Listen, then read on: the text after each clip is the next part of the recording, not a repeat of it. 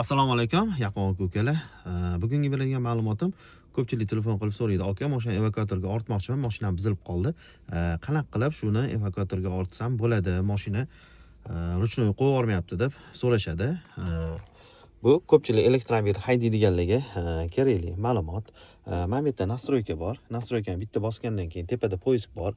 Poiskga kirasizlar. Poiskga kirgandan keyin bu yerda tayyor turibdi. ESTCho'ga Y, P, B ni bosib turib, bitta poisk berasizlar. Poisk bergandan keyin bu yerda mana triller rejim evakuatorga olish bemalol chiqadi. Uje ichkaridan qidirib o'tirmaysizlar. Bitta shunday bosasizlar.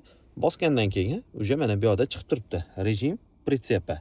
Buni bitta bunday yoqasizlarda, tormozni bitta bosib qo'yib yuborasizlar. Tormoz bosib qo'yib yuborgandan keyin uje bu yerda evakuator rejimga o'tish uchun parkovka qo'yib yubordi.